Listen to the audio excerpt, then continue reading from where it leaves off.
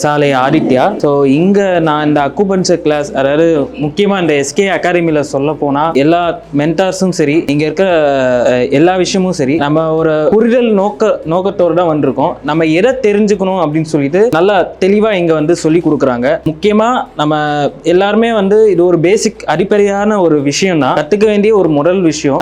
நம்ம உடம்பை பற்றி நம்ம தெரிஞ்சுக்காம வேற யார் தெரிஞ்சுப்பாங்க? நம்மளுக்கு ஒரு பசி வந்துச்சுன்னா நம்மளுக்கான பசி தான், அதை யாரு சொல்லுவாங்கன்னுலாம் இல்லை. ஸோ அதே மாதிரி நம்ம உடம்போட வலி வந்து நம்ம தெரிஞ்சுக்கணும். அப்ப அந்த வலி என்ன மாதிரியான வலி, அது எங்க இருந்து உருவாகுது, என்ன மாதிரி பிரச்சனைகள்லாம் வருது, அந்த பிரச்சனைக்கான தீர்வு என்ன அப்படின்னு சொல்றதுக்காகவே இந்த அக்குபஞ்சர் வந்து அமைச்சு வச்சிருக்காங்க.